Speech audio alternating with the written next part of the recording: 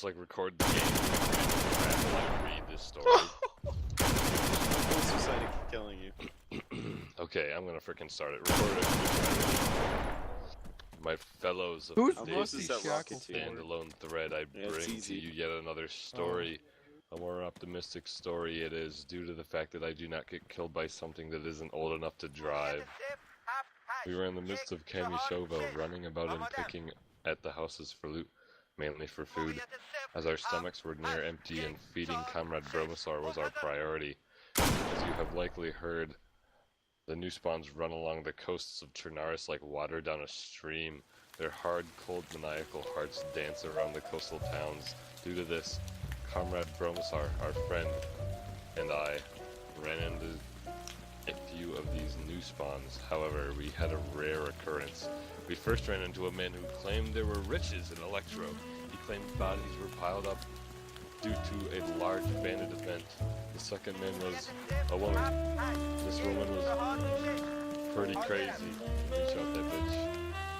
She got wrecked. Stupid man bitch. The third man we ran into was a black man. I did as I usually do. I explained in my excessively thick Russian-esque accent how Comrade Bromosaur was the cleanest, holiest, most intelligent man of all of Turner Russia, and even his shits were cleaner than all of us, etc. We then proceeded to give the man a gift. As we do usually, Comrade Bromosaur reached his hand into his pockets until he found a gift that he felt was worth giving, his compass. He placed the brass-shined compass gently on the dirty ground with passion.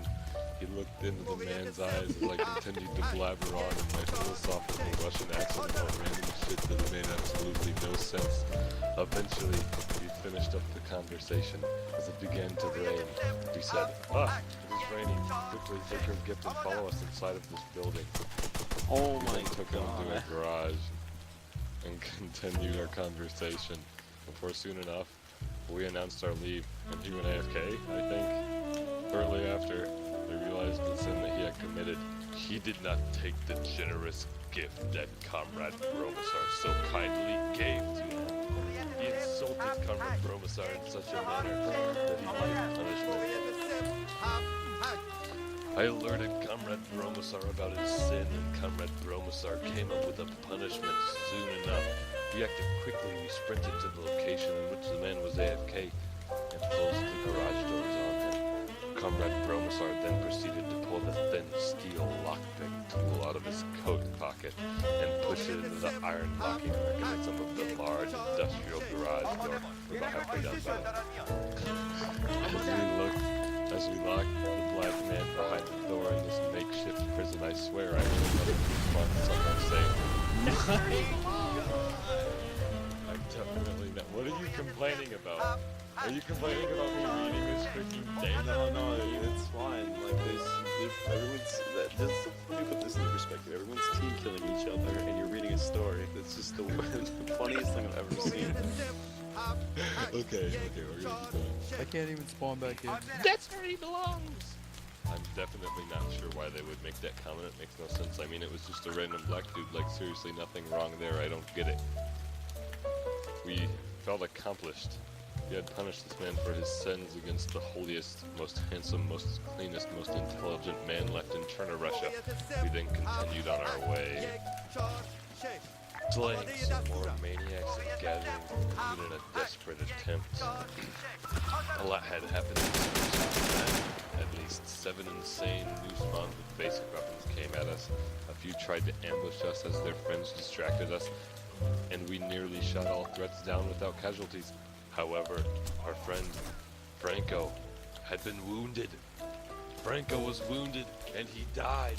He died from starvation, like, the wounds didn't do anything. It was just because we were starving. Like, it wasn't even a wound. See, I spooked you, didn't I?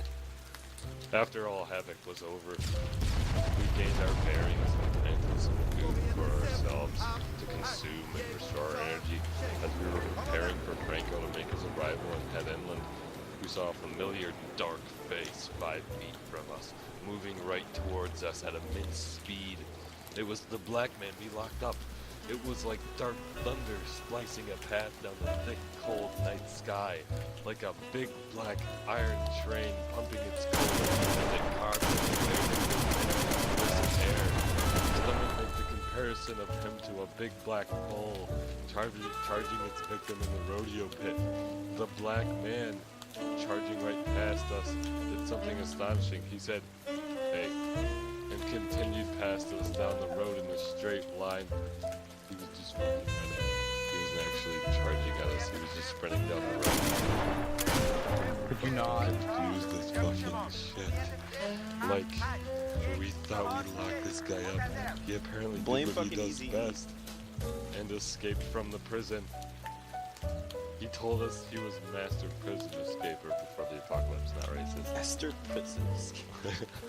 No, but for real though, I don't know what actually happened. He didn't even say anything about us locking him up. He just charged down the dirt road like a new smart charges after the white stripes on the main road down the coast. So yeah, that's the story. We met up with Franco. I bet you thought I was going to get some dramatic ending. The story was shitty.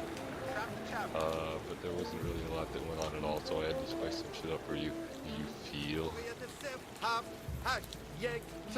just really confused. Oh, what? What?